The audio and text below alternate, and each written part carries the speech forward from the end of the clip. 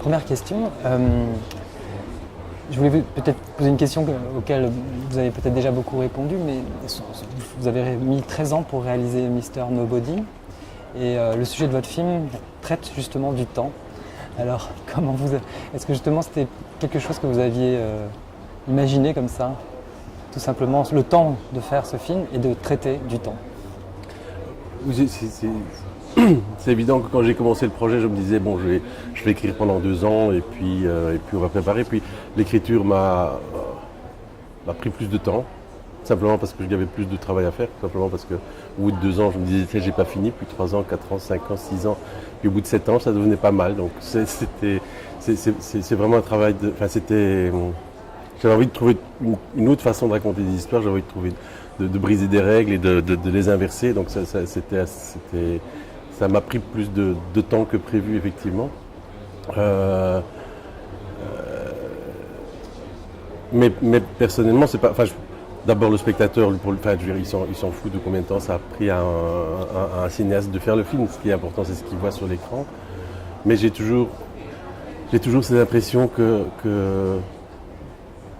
le temps qu'on investit dans un film, quelque part, c'est un temps de persistance du film dans la mémoire. J'ai l'impression que, mais je peux me tromper tout à fait, hein, mais j'ai l'impression qu'un film, c'est pas ce qu'il y a sur l'écran. Le film, c'est ce que le spectateur emporte avec lui quand il quitte la salle et qu'il rentre chez lui et qu'il s'en souvient 6 mois plus tard, 1 an plus tard. Et je me dis, sans en être sûr, que le fait de travailler 10 ans sur un film fait peut-être. C'est comme si je donnais une tranche de vie plus grande et que le film a peut-être une plus grande persistance dans la mémoire de la personne qui l'a vu. Quoi. Parce que le but, c'est ça, quoi, c'est de transmettre des expériences humaines, des questions, des incertitudes. Vous disiez briser des règles. Qu'est-ce qui vous tenait tant que ça dans l'idée de vouloir briser des règles? D'où ça vous vient l'idée de briser des règles? Parce que j'aime le cinéma. Moi, j'aime 2 choses, j'aime la vie et j'aime le cinéma. Et il y a quelque chose d'étrange dans le cinéma, c'est que ça fonctionne, c'est pas du tout le même. Enfin, dans un film, tout est indispensable, tout va vers la fin, tout concourt, tout va en entonnoir vers une fin inéluctable, et chaque scène sert à quelque chose, alors que dans ma vie, j'ai plutôt un sentiment que les choses se dispersent et qu'il y a beaucoup de scènes qui sont tout à fait inutiles, mais très belles. Tu vois. Et comme ce que j'ai envie de faire avec le cinéma, c'est de parler de la vie, j'avais envie d'essayer de transgresser le plus de règles possible, tu vois, autant formelles qu'au niveau de l'écriture. C'est une construction qui est complètement inversée, c'est-à-dire qu'au lieu d'aller comme un entonnoir vers la fin, elle s'ouvre, c'est une construction qui s'ouvre, qui est tout à fait à l'envers, donc qui s'ouvre de plus en plus, qui part en arborescence, qui se perd, qui se dissipe. C'est compensé par des mini-structures en 3 actes, de petites sous-histoires qui, elles, sont à l'endroit. Hein, et comme à la fin, le temps s'inverse, quand on repart dans la structure à l'envers, redevient à l'endroit. Enfin, c'est des plaisirs de scénariste, quoi, hein, c'est des plaisirs de. Puis au niveau de la mise en scène, on a essayé vraiment avec toute l'équipe, parce que c'est une œuvre collective, de voir jusqu'où on peut aller trop loin. Quoi. Et en se disant à chaque fois, tiens, on peut encore beaucoup plus loin, on peut encore être beaucoup plus dingue dans la forme et dans l'invention. Je pense qu'on a vraiment essayé d'inventer un maximum d'alternatives au chant contre chant, un maximum de mise en place étrange, un maximum de. Tout comment employer une règle et puis la détourner par après. Quoi. Il y a presque, j'y pensais à l'instant, il y a presque quelque chose qui est très contemporain dans votre film. Justement, moi je pensais à tout l'univers du multimédia quand vous disiez la structure de votre film est effectivement une autre arborescence, une autre manière d'appréhender les choses. Est-ce que vous pensez que ça vous a influencé aussi peut-être l'évolution des techniques, le multimédia, l'idée justement d'un scénario qui est peut-être qu'on peut prendre de tous les endroits, de chaque endroit, de différents endroits?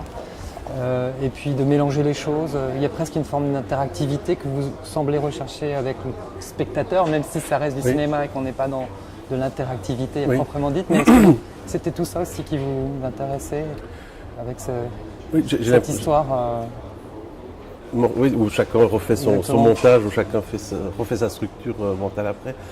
J'ai vraiment le sentiment que le cinéma n'est pas mort. Ouais. Et en plus, j'ai le sentiment que ça commence, tu vois, qu'avec le fait que ça devient plus léger, qu'avec le fait que quelqu'un qui a 20 ans peut avoir une caméra vidéo montée sur son ordinateur et mettre des choses sur Internet, que le langage du cinéma va encore bouger beaucoup, va encore changer beaucoup, va s'ouvrir à des tas de formes nouvelles. Donc, et c'est ça qui m'intéresse. C'est ça qui m'intéresse. C'est certain que la structure en arborescence d'un jeu vidéo est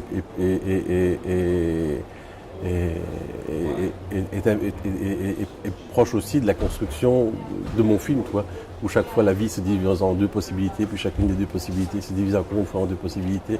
Et donc pour avoir ce sentiment de l'infinité et des possibilités, quoi. C'est effectivement ça. Au niveau du sujet, c'est ça qui m'intéresse, c'est qu'au cinéma, tout doit avoir un sens et puis une explication, alors que dans ma propre vie, je ne trouve pas d'explication et le sens me paraît obscur. Mais par contre, le plaisir d'être en vie est grand et la curiosité est grande aussi. Donc comment arriver avec le cinéma qui est un art simplificateur à parler de la complexité de la vie. Parce que je pense que les politiciens donnent des réponses simples à des problèmes compliqués et se font élire d'autant plus que leurs phrases sont courtes et qu'ils donnent des réponses simples à des problèmes compliqués. Et je crois que c'est le rôle des artistes de rappeler que c'est compliqué. Voilà. Pour prolonger un peu tout ça, à un moment donné dans votre film, vous parlez de l'ennui et cette phrase qui a fait beaucoup réagir les spectateurs à la Mostra de Venise, en applaudissant et en rigolant très fort. Cette phrase, vous parlez d'ennui et puis il y a une comparaison avec le cinéma français. Alors du coup, c'est un peu une boutade, mais est-ce que vous vous sentez justement dans une famille de cinéastes qui a envie justement d'ouvrir les frontières du cinéma vers quelque chose qui peut-être a laissé une empreinte d'ennui enfin, dans l'esprit collectif des gens, le cinéma français?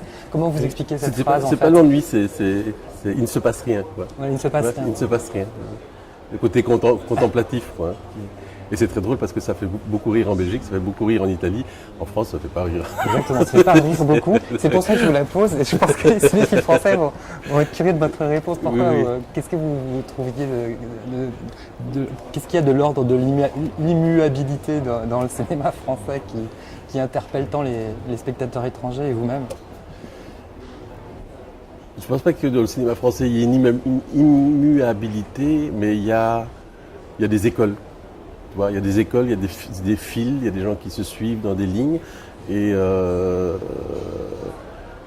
moi, je vis pas en Belgique, je parle français, mais je vis en Belgique, donc c'est à côté, où c'est beaucoup plus bric-à-brac, quoi. Tu vois, où il n'y a pas d'industrie déjà, tu vois. On n'est que des artisans qui font des bricolages les uns à côté des autres, qui sont extrêmement différents les uns des autres. Il n'y a pas une pyramide où il y a quelqu'un qui est au-dessus, quelqu'un qui est au-dessus. C'est un bac à sable où des gens jouent, on parle 3 langues différentes, tout est mélangé. La ville est affreuse mais très belle en même temps. Affreuse parce que c'est pas regardable et très belle parce que c'est un contraste d'architecture tout le temps. On met tout avec n'importe quoi. Tu vois, il n'y a rien qui est haussmannien, tout est n'importe quoi avec n'importe quoi. Et le fait de vivre en Belgique me sûrement influence ma manière de faire des films et ma manière de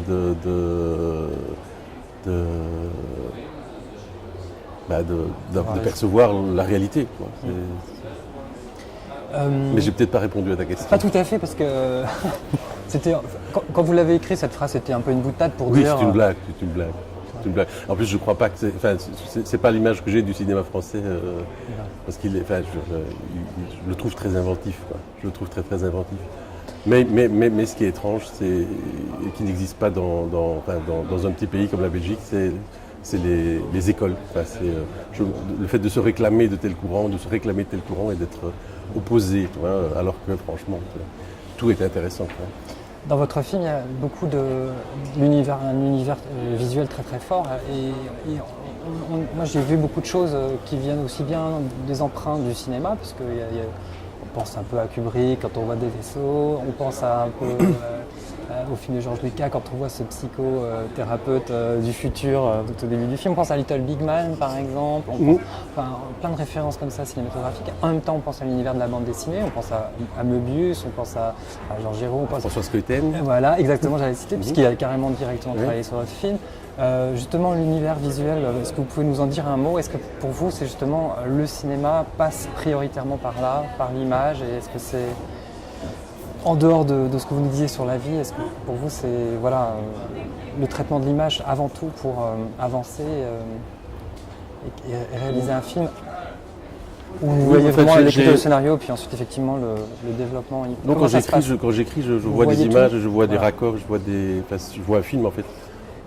Et ce qui m'intéresse dans le cinéma, c'est le fait que c'est le côté visuel. Enfin, le côté visuel m'intéresse très fort, mais le son m'intéresse très fort, mais c'est pas construit comme un discours, c'est pas construit comme une phrase, c'est construit comme la pensée, comme la pensée de quelqu'un qui n'aurait pas des mots pour le dire, mais qui entrechoque des images, tu vois, c'est le choc entre ces images-là qui crée une question ou un sens ou une interrogation. L'univers visuel qu'on a travaillé ici, c'était d'être tout le temps à la limite de est-ce que c'est réel ou pas réel, est-ce que c'est vrai ou faux, le fait de passer à travers un miroir, de ne pas voir la caméra quand on est devant, d'avoir des choses, d'avoir des univers très colorés pour les trois femmes qui vivent l'une dans un univers bleu, l'autre dans un univers rouge, l'autre dans un univers jaune, enfin d'avoir des choses comme ça assez extrêmes